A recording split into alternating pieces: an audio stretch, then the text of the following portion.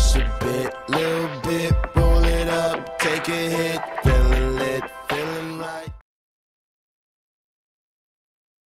Yo et bien salut tout le monde, c'est Monsieur Melon, j'espère que vous allez tous très bien, en tout cas moi ça va nickel et aujourd'hui on se retrouve pour une nouvelle vidéo sur Call of Duty World at War et donc je vais essayer d'envoyer ce gameplay à code QG et code CF puisque c'est une tentative sans kill sur World at War, donc c'est un petit peu un retour en fait, une vidéo old school, ça fait toujours du bien.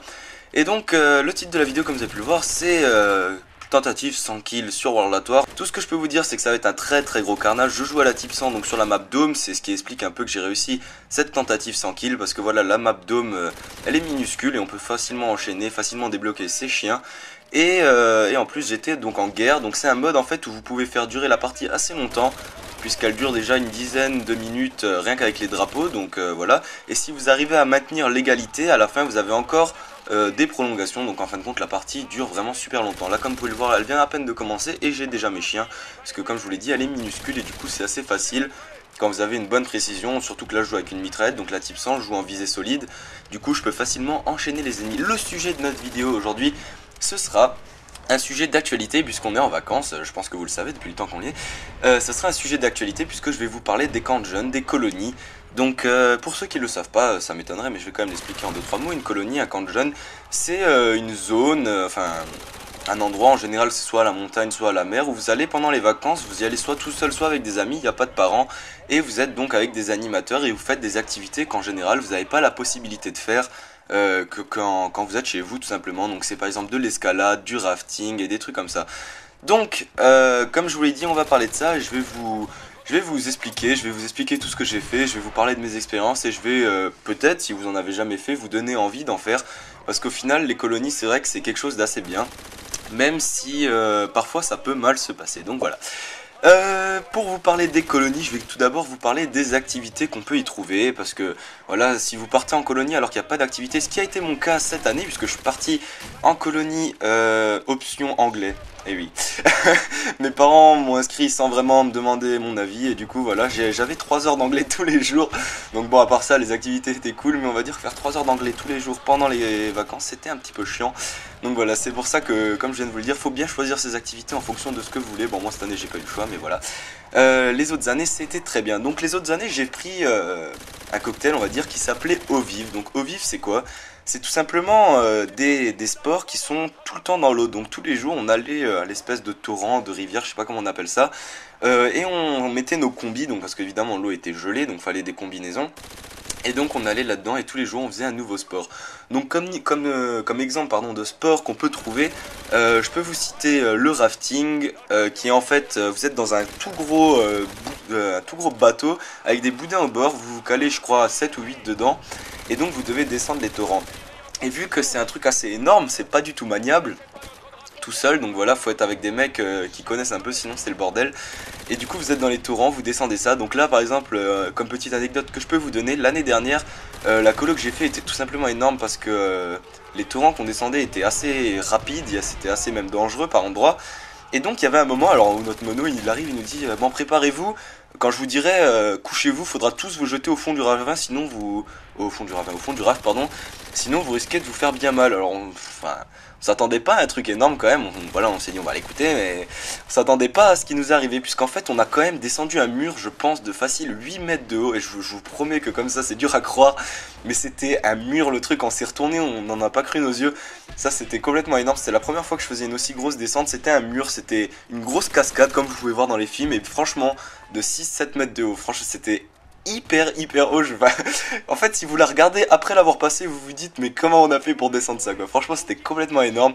Donc voilà, ça c'était pour le rafting. Après vous avez canot et kayak, donc la différence je m'en souviens plus, c'est soit il y en a un qui est tout seul, un qui a deux, donc ça vous connaissez, c'est donc vous êtes assis dedans et vous avez des pagaies simples, soit des pagaies doubles, donc là pareil ça dépend si vous êtes tout seul à deux, et donc vous devez descendre le torrent. Donc ça c'est encore plus fun parce que c'est bien maniable, vous pouvez vous amuser à tourner, à faire des petits trucs de kikou, mais c'est vraiment vous avez plus de vitesse déjà et vous avez l'impression de vraiment contrôler l'engin, donc du coup c'est complètement énorme. Comme exemple d'autres sports dans l'eau que je peux vous donner, il y a l'hydrospeed. Alors l'hydrospeed c'est ça doit être un des sports qui fait le plus mal dans l'eau parce qu'en fait vous avez juste votre combinaison Vous avez pas de bateau, rien, vous avez votre combinaison, une espèce de planche comme on vous donne à la piscine, voilà, les petits trucs en mousse. Non, je déconne, là c'est pas en mousse, c'est quand même un truc un peu plus solide. Et en fait, vous avez juste ça et vous descendez les torrents, donc vous avez des palmes aussi, et vous devez vous contrôler qu'avec ça. Donc c'est hyper dur, parce que voilà, lutter contre le courant, même avec des palmes, je peux vous dire que c'est super chaud. Et, euh, et en plus ça fait super mal parce qu'en général l'eau est pas profonde donc vous faites que vous cogner les genoux. La dernière fois que j'en ai fait j'avais les genoux explosés. Mais là pareil c'est un des trucs où vous avez le plus de vitesse et le plus de sensations parce que vous êtes dans l'eau de A à Z. Et c'est vrai que c'est vraiment un truc énorme. En plus avec ça comme vous avez pas de bateau à garer ou des trucs comme ça, en général les moniteurs ils vous font tester des petits spots sympas genre quand ils connaissent évidemment. Donc par exemple où il y a des sauts. Je me souviens qu'on avait fait un saut de 4 mètres, donc on montait sur un rocher, après on sautait dans l'eau, on devait sauter en arrière en plus sur le dos, enfin c'est vraiment des super souvenirs. Au vif c'était vraiment quelque chose de génial.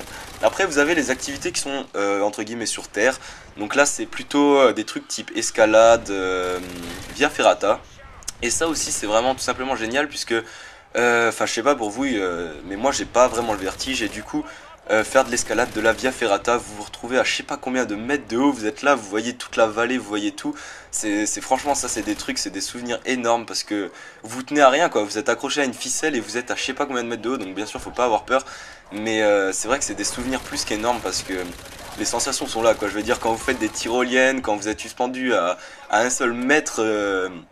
un seul mètre de corde relié avec vos potes et tout en train de déconner, c'est vraiment des souvenirs énormes. Donc cette année par exemple j'ai fait de l'escalade, bon cette année l'escalade c'était un peu nul parce que c'était vraiment pas super haut. Il y avait seulement un parcours qui m'a fait délire parce que c'était la première fois que j'avais ça, on devait monter sur un arbre. Alors j'étais collé sur l'arbre comme ça genre en cochon. Je sais pas si vous voyez ce que j'appelle en cochon, il y a que moi qui arrive à me visualiser le truc je crois. C'est quand vous vous tenez à une branche comme ça avec les bras et les jambes et en fait le moniteur il nous demandait de lâcher les mains, donc vous étiez pendu à un arbre comme ça, enfin c'est vraiment des trucs assez stylés.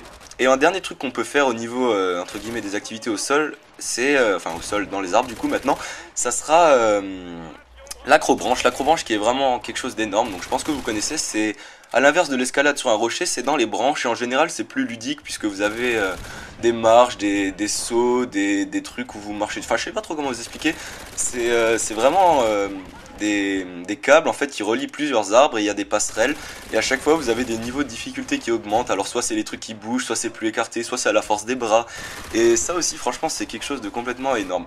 Donc bon évidemment on peut pas faire que des activités comme ça toute la semaine, donc il y a aussi d'autres activités en colonie. Par exemple cette année on a fait du bowling, on a fait des sports co, donc bah, ça c'est les trucs de base voilà. En sport co on fait souvent des jeux un peu différents qu'on fait pas en général, je veux dire au lycée, donc on va pas faire du foot et tout ça. On va faire par exemple là on a fait du step, je sais plus c'était ça, du step, je sais plus, des jeux avec des frisbees et des trucs comme ça et franchement c'est pas mal parce que vous découvrez des nouveaux jeux. Évidemment durant votre temps libre vous avez également des jeux normaux on va dire, donc du foot, du ping-pong et tout ça. Et en colonie en général le soir vous avez des activités, donc en général c'est là qu'en fait on peut différencier deux types de colonies. Soit vous avez la colonie de merde où tout est obligatoire, donc ouais, cette année tout était obligatoire donc c'était vraiment très chiant, donc les soirées karaoké, les trucs où personne chante, voilà, on était obligé d'y aller. C'est bien drôle d'ailleurs les soirées comme ça parce qu'en général karaoké, une fois que t'as chanté t'es fiché quoi, dans la colo t'es le mec fiché quoi. Tout le monde te regarde chanter en général, à moins que vous sachiez super bien chanter, ce qui est pas mon cas. Vous tapez bien la honte, mais c'est vrai que si les soirées sont obligatoires c'est assez nul. En l'occurrence cette année ça l'était, mais bon c'est pas grave, on trouvait toujours un petit moyen d'échapper. Par exemple, ils nous faisaient la choré de la colo obligatoire, donc bon, tout le monde se cachait dans les chambres, dans les étages, dans les trucs désaffectés, enfin bref, tout le monde évitait d'y aller. Mais quand c'est pas obligatoire, vous avez franchement des veillées super cool, des veillées où vous pouvez déconner. Donc là, ça me fait penser à ma colonie d'il y a 2 ans, où j'avais fait une soirée. En fait, on devait faire entre guillemets une pièce de théâtre en impro avec des amis. Et là le sujet c'était par exemple, c'était un sujet un peu bizarre d'ailleurs, c'était que tous les animateurs étaient devenus des mafieux pendant la nuit. Et moi avec un pote en fait on avait préparé un truc de 2-3 minutes, on s'est dit ça suffisait, et on est passé en dernier. Et on a vu que tous les autres groupes avaient fait des trucs mais de un quart d'heure presque, alors là on s'est dit putain on va se taper la honte, ça va être trop nul. Et du coup on a fait de l'impro et enfin en fin de compte on a été je pense le meilleur truc parce que on a tellement déconné, on s'est fait un délire, on a caricaturé tous les monos, on a fait tous leurs petits gestes parasites, on les a remis, on se foutait de leur gueule, mais franchement qu'est-ce qu'on a rigolé. Et donc voilà, donc au niveau des activités je pense que j'ai fait un petit peu le tour. Là vous avez vu, j'ai passé les 100 kills, donc voilà, sans trop de soucis, hein, c'était ma 5ème ou 6ème partie. Et comme vous le voyez, on a un drapeau partout, du coup je vais avoir encore une prolongation. Je reviens vite fait à la colo, juste pour vous dire que maintenant voilà, en dehors des activités, donc les activités s'ils sont vraiment trop nulles, vous pouvez vraiment passer une mauvaise semaine. En tout cas moi ça n'a jamais été mon cas, il y a toujours eu des activités nulles, des activités pas nulles. Mais un truc qui peut vraiment vous gâcher votre semaine, c'est les gens avec qui vous tombez. Et c'est ça le problème des colonies, parce que c'est quand même aléatoire en fin de compte. Vous pouvez tomber avec des gens cool comme vous pouvez tomber avec des cons. En l'occurrence j'ai fait 4 colonies, dont 3 qui sont vraiment bien passées et une qui était vraiment nulle, c'était celle de l'année dernière. Donc nulle au niveau des personnes, hein, je l'explique quand même, les activités comme je vous l'ai dit c'était au vif, c'était super. Mais les personnes avec qui j'étais étaient vraiment très connes, alors elles fumaient tous, c'était un peu le début de la génération cassos j'ai envie de dire. Et c'était vraiment ennuyeux de traîner avec parce que... Voilà, je me sentais pas dans mon élément, c'était vraiment des gros cassos. Et du coup, à part quelques personnes, évidemment, heureusement, hein, sinon là ça aurait été l'horreur. À part quelques personnes qui étaient top, ben j'ai vraiment pas passé une semaine vraiment super. Mais par contre cette année c'était vraiment top, donc un petit conseil que je peux vous donner également, si vous voulez partir en colonie, partez avec un ami. Par exemple moi tous les ans je suis parti avec un pote à moi que je salue. Du coup ça vous permet de toujours avoir au moins une personne à qui parler si jamais vous êtes vraiment que avec des handicapés. Bon ça c'est vraiment... Voilà, ça, je pense que pas que ça peut vous arriver. En général, il y a forcément quelqu'un cool, quelqu'un sympa, quelqu'un de drôle. Mais c'est vrai que ça peut arriver, donc faites gaffe à ça. Une dernière chose dont je voulais vous parler, c'est qu'après ça, vous avez des souvenirs plein la tête. Et pendant 2-3 semaines, après de rentrer de colo, vous allez avoir l'accent de la personne avec qui vous étiez dans la chambre. Vous allez peut-être pas me croire, mais la première année, j'étais parti avec un mec qui venait de Bretagne. Je parlais exactement comme lui en rentrant chez moi. Mes parents m'ont même fait la remarque. Et cette année j'étais dans la chambre avec un Marseillais, donc on avait toutes les expressions qui venaient de Marseille, donc voilà, sur le coup j'ai pas d'exemple, en plus la partie vient de se terminer, donc il va falloir que je coupe. Mais tout ça pour dire que vous allez avoir des souvenirs plein la tête, et voilà.